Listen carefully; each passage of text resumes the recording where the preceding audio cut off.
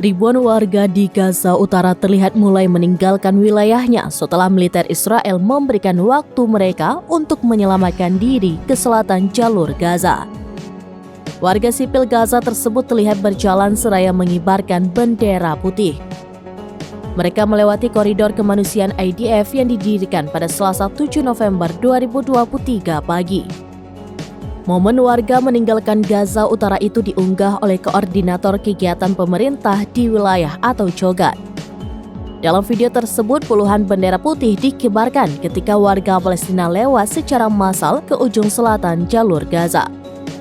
IDF mengizinkan masuknya warga sipil Gaza ke jalur selatan melalui koridor kemanusiaan yang dibuka mulai pukul 10 hingga 14 waktu setempat. Kabar ini disampaikan oleh juru bicara militer berbahasa Arab, Avichai Adraei. Dalam keterangan unggahannya, Avichai menyebut jika para pemimpin Hamas menggunakan warga sipil sebagai perisai. Diketahui ini adalah hari kedua berturut-turut IDF mengizinkan warga sipil lewat ke arah selatan tanpa ada laporan insiden teror.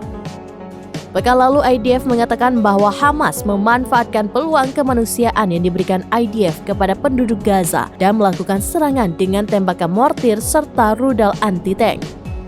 Militer Israel menuduh Hamas menggunakan mortir dan artileri untuk mencegah koridor dibuka bagi pergerakan warga sipil.